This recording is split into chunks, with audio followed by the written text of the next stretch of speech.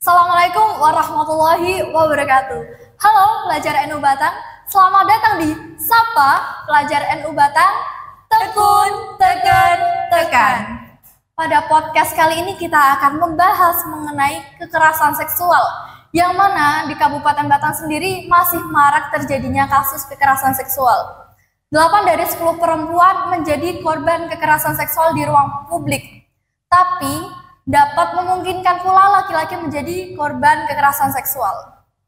Sementara itu, catcalling, pemerkosaan, menyentuh bagian tubuh sensitif, dan lain-lain sering dikaitkan dengan mitos-mitos mengapa kekerasan seksual bisa terjadi. Seperti halnya berjalan sendiri, keluar pada malam hari, berpakaian mini, dan deretan-deretan mitos lainnya. Oke, pada podcast kali ini kita kedatangan tamu spesial, yaitu Septiana Tahani. Halo, yang merupakan koordinator LKPP Pelajar NU Batang. Oke, kita sudah berkenalan dengan Tahani. Sekarang izinkan saya untuk memperkenalkan diri. Halo, perkenalkan, nama saya Septi Aisyah yang akan menemani podcast pada kali ini. Ya. Tahani, gimana kabarnya? Alhamdulillah baik. Alhamdulillah baik. Kita kebetulan satu kampus ini ya. Iya, jadi kampus. Sering meskipun satu kampus tapi kita jarang ketemu teman-teman. Iya, jadi sekalinya ketemu ngobrolnya yang lumayan berat ya. Iya, betul sekali. Oke. Oke. Dari deretan kasus-kasus kekerasan seksual yang terjadi dimanapun, bahkan terjadi juga di Kabupaten Batang, menurut Tahani kekerasan seksual itu apa sih? Ya, jadi untuk memahami kekerasan seksual itu sebenarnya hari ini tuh hal yang sangat urgent teman-teman. Kalau indikator dari kekerasan seksual itu yang paling utama adalah sebenarnya kata kekerasan ini. Karena kata kekerasan ini ketika kita telaah sebenarnya kegiatan yang merupakan kekerasan itu adalah suatu kegiatan yang terdapat unsur paksaan. Nah, di mana ketika adanya kekerasan seksual ini artinya ada suatu kegiatan yang memaksa seseorang untuk melakukan kegiatan atau aktivitas seksual, dan ini menguntungkan salah satu pihak, akan tetapi ini dapat merugikan pihak lain, bahkan pihak yang banyak. Kadang korban dari kekerasan seksual itu tidak hanya satu orang, tapi bahkan bisa lebih, karena seorang oknum atau pelaku ini juga bisa melakukan kekerasan seksual ini terhadap banyak korban gitu. Ya. Dan bisa memungkinkan pula kita menjadi korban kekerasan seksual ya. Sangat mungkin ya. gitu, Kemudian Mbak Ais. bisa juga dari kita atau dari kalian itu menjadi korban, dan juga bisa tanpa sengaja menjadi pelaku gitu. Ya, betul. Karena yang namanya kekerasan seksual, pelecehan seksual itu dari perspektif korban ya. Oke. Dari kasus-kasus itu gimana sih untuk mencegah, kemudian apabila kita terjadi kekerasan seksual itu gimana? Apabila kita yang menjadi korban? Iya. Nah, apabila kita menjadi korban ini, ketika kita menjadi korban itu kita mungkin rasa menyalahkan diri sendiri itu pasti ada, Mbak.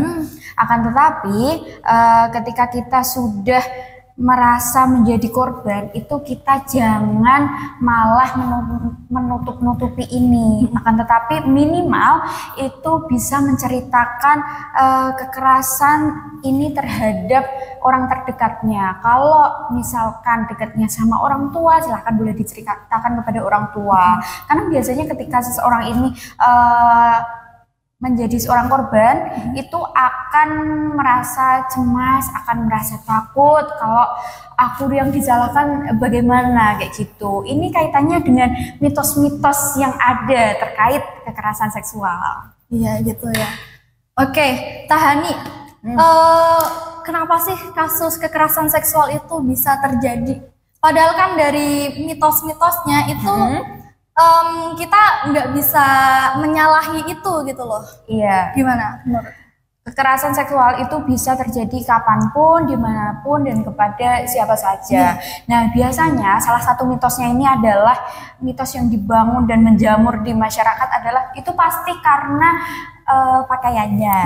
Akan tetapi hari ini yang harus kita pelajari atau yang harus kita analisis dengan baik, apakah korban ini adalah semata-mata mereka-mereka yang pakaiannya mohon maaf terbuka atau yang lain sebagainya. Pada hari ini juga ternyata banyak Mbak Ais yang korbannya tuh bahkan ada yang masih bayi, terus ada yang orang yang udah sepuh banget, udah umur 70-an ke atas itu menjadi korban kekerasan seksual. Nah, teman-teman, apakah di sini faktor utama itu adalah pakaiannya? Kan enggak gitu. Jadi ketika ada kekerasan seksual seperti yang saya sudah katakan tadi, bahwa indikator dari kekerasan seksual ini adalah kekerasan, yang mana kekerasan ini adalah suatu kegiatan yang memaksa seseorang. Artinya ini bukan semata-mata karena kesalahan si korban, akan tetapi murni karena pelaku. Iya, betul sekali. Bahkan dari latar terjadinya kasus kekerasan seksual itu nggak bisa disalahi gitu loh. Iya. Kekerasan seksual itu sering terjadi di ruang publik, teman-teman.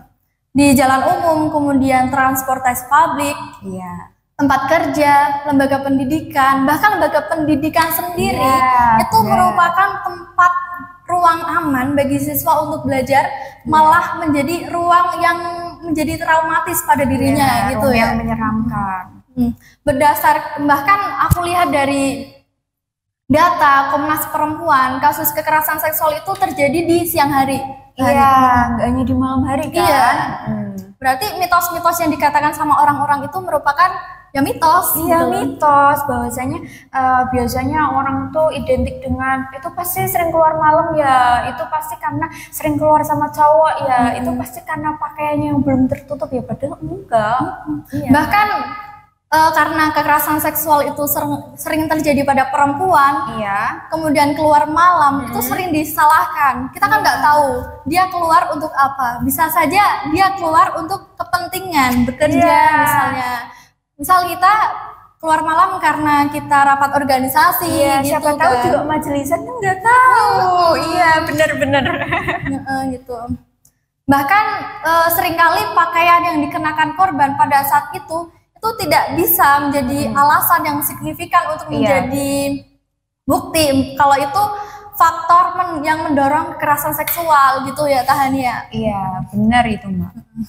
Kalau menurut Tahani sendiri, tadi kan kita sudah berbicara mengenai kejeratan kasus apabila kita terjerat kasus. Iya. Kalau menurut Tahani sendiri, Tahani pernah nggak sih ketemu kekerasan seksual? Ketemu? Ya, maksudnya menemui kekerasan seksual. Iya, mungkin dari saya pribadi dari dulu bentuk-bentuknya. Dari bentuknya itu tadi kita belum membahas ya Mbak. Iya. Jadi bentuk kekerasan seksual itu tidak hanya karena ditoel-toel saja, tetapi juga bisa karena verbal. Verbal itu contohnya kayak wit, kayak cewek gitu, itu catcalling. Itu catcalling. Nah, itu ternyata juga salah satu bentuk kekerasan seksual. Mungkin para pelaku ini tidak sadar kalau ternyata itu kekerasan seksual. Nah, mungkin para korban ini juga tidak sadar kalau ini tuh ternyata kekerasan seksual loh, kayak gitu. Nah, ketika kita menemui suatu gerombolan, atau biasanya yang marak tuh di gerombolan. Kadang kalau orang satu doang masa ia berani kayak gitu kan jarang ya, walaupun ada. Bahkan pada hari ini tuh ternyata ada fenomena ya semacam itu kelainan seksual juga ya, karena menunjukkan alat kelaminnya itu di jalan, di tempat umum, dan itu bagi mereka adalah kepuasan seksual tersendiri. Nah, akan tetapi ini masih membahas yang tadi ya, catcalling itu boleh ketika kita kan sebagai perempuan ya, apalagi para ciwi-ciwi, para mbak-mbak, kader-kader IPPNU nih. Nah, yang biasanya keluar itu diusahakan kalau misalkan bisa sama temennya ya silakan sama temennya atau sama orang terdekatnya kayak gitu, dan menghindari circle atau apa ya, ya pokoknya kumpulan-kumpulan yang sekiranya itu bisa beresiko untuk dirinya kayak gitu. Untuk mencegah gitu ya, supaya kita tidak menjadi korban gitu. Sebagai koordinator LKPP nih, wih, ngeri. Masya Allah. Masya Allah. Budir persku. Menurut dari LKPP, menurut dari Tahani dan teman-teman LKPP lainnya, Iya. langkah apa sih untuk mengupayakan menuntaskan kasus Iya. kekerasan seksual, terutama di Kabupaten Batang? Ya, jadi mungkin sebelum menjelaskan itu, jadi mungkin teman-teman belum tahu lembaga konseling pelajar putri itu apa Promosi. sih? Nah, bukan promosi nih, hanya memberitahu ya, promosi lah ya, katakanlah seperti itu saja. Bahwa lembaga konseling berangkatnya adanya lembaga konseling pelajar putri di kabupaten sendiri itu sebenarnya untuk memberi ruang aman dan nyaman untuk para kader putri atau putra juga boleh silahkan konsultasi kepada lembaga konseling pelajar putri jika memang ada suatu permasalahan di organisasi ataupun permasalahan pada dirinya.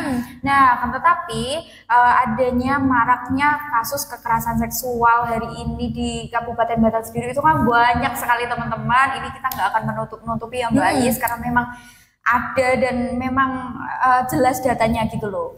Nah, itu juga menjadi salah satu PR terbesar kita karena di sini ternyata peran LKPP ini sangat dibutuhkan hari ini, terutama untuk upaya preventif dalam mencegah adanya kekerasan seksual ini. Yang sudah terjadi biarlah itu sudah terjadi dan itu bukan aib. Insya Allah kalau kita bisa membantu dalam dalam mengawal, membantu mengawal para korban ini untuk memulihkan kondisi psikologisnya, itu tetap kita upayakan, tetap kita kawal. Akan tetapi upaya preventif hari ini, makanya pengen banget nih setiap pimpinan anak cabang di Kabupaten Batang, ini goals dari kita, itu memiliki lembaga konseling pelajar putri, Mbak Ais, gitu. Gimana? PLC-nya Mbak Ais sudah ada atau belum? Belum, tapi insya Allah nanti kita konsultasikan ke ketuanya ya. Siap-siap. Nah, di sini itu biar ketika sudah terbentuk lembaga konseling pelajar putri di masing-masing pimpinan anak cabang, itu kita juga bisa berkolaborasi terhadap pengawalan atau isu ataupun yang lain-lain di pimpinan anak cabangnya masing-masing, di bahkan ranting atau anak rantingnya masing-masing kayak gitu. Jadi upaya preventifnya itu misalkan kita mengadakan suatu ruang-ruang diskusi aktif dengan para lembaga konseling pelajar putri di pimpinan anak cabang kayak gitu. Kemudian kita membahas terkait bagaimana solusinya kayak gitu. Jadi tidak hanya satu arah saja, tidak hanya dari lembaga konseling pelajar putri di pimpinan cabang saja, Mbak. Kayak gitu. Nah, upaya preventif itu berupa apa? Itu juga kita bisa memberikan edukasi sex education, Mbak.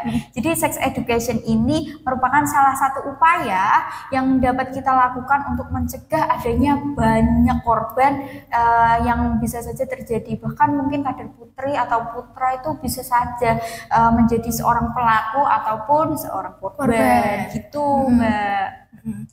Dari mitos-mitos yang tadi dijelasin seperti berpakaian mini, berjalan sendiri, itu tidak bisa menjadi alasan yang benar-benar menjadi faktornya gitu ya. Karena dari kasus-kasus terutama di Kabupaten Batang itu kasus kekerasan seksual terjadi pada orang-orang yang berpakaian sopan dan lain-lain gitu ya. Mitos-mitos itu tidak bisa dijadikan sebagai alasan utamanya gitu.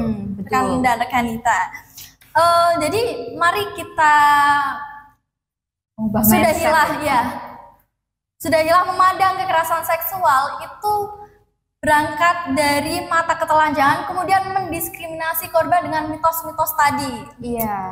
Mari kita bersama-sama menuntaskan kasus kekerasan seksual, terutama di Kabupaten Batang. Oke, Tahani mau nanya nih, sebagai pelajar NU Batang, kemudian dari teman-teman, rekan dan rekanita penonton, untuk berkonsultasi dengan LPP itu gimana? LPP atau LKPP nih? LKPP. Oke, siap. Kalau mau konsultasi sama LPP nggak apa-apa terkait media ya. Nanti mungkin teman-teman. Kalau sama LKPP itu ketika teman-teman mendapati atau menjadi korban dari kekerasan seksual, itu bisa menghubungi kita atau bisa mengadu di direct message kita atau nanti kita siapkan sudah kita siapkan salah satu link pengaduan di ruang sahabat Mbak Ais. Jadi itu akun Instagram. Iya, jadi teman-teman nanti bisa mengakses atau nanti bisa memburu saya kapanpun juga boleh, atau nanti Mbak Ais dan tim boleh siapkan link di bawah ini atau ya Instagram kita kayak gitu ya. Jadi ketika teman-teman menjadi korban atau mendapati salah satu korban atau banyak korban, itu jangan takut, karena kemarin saya juga baru lumayan sakit hati karena kita kan biasa tek-tekan nih Mbak Ais ya kan. Nah Mbak Ais itu juga sempat mengetek saya di salah satu kasus dan saya merepost dengan kata-kata seperti ini. Ini bukan aib, akan tetapi ini menjadi salah satu PR terbesar kita kayak gitu. Nah, di situ ada yang komen kayak gini Mbak Ais di Instagram. Biasanya saya nggak menghiraukan. Nah, di situ saya lumayan ke distract ya, karena seseorang ini ngomen dengan gini, terbatang lagi. Bukan aib, apakah prestasi kayak gitu. Nah, di sini ini juga bisa menjadi salah satu penghambat teman-teman dalam pengawalan kasus-kasus seperti ini. Mungkin harus kita luruskan ya, sebagai generasi zilenial dan milenial yang baik. Harusnya kan ketika kita mendapati satu kasus yang seperti ini dan benar adanya data, itu ya kita jangan sungkan-sungkan untuk meng-up. Karena apa? Ini tujuannya bukan mendiskriminasi korban, akan tetapi ini menjadi salah satu upaya kita dalam pengawalan kasus ini. Agar apa? Agar si korban ini juga mendapat sanksi sosial, gitu teman-teman. Oke. Miris ya kalau kita berbicara tentang kasus kekerasan seksual, apalagi kasus itu terjadi di lingkungan kita sendiri, gitu. Oke. Dari mitos-mitos yang tadi, menurutku nih, aku kira kita sependapat. Sudah hilah kita memandang kasus kekerasan seksual itu berangkat dari mitos-mitos tadi dengan mata ketelanjangan, kemudian dijadikan sebagai alat untuk mendiskriminasi korban. Gitu. Iya, betul. Mari kita bersama-sama menuntaskan kasus kekerasan seksual di lingkungan manapun, gitu ya. Oke, mari kita cukupkan saja podcast kali ini. Kita akan bertemu pada podcast selanjutnya. Oke. Wassalamualaikum warahmatullahi wabarakatuh. Bye-bye.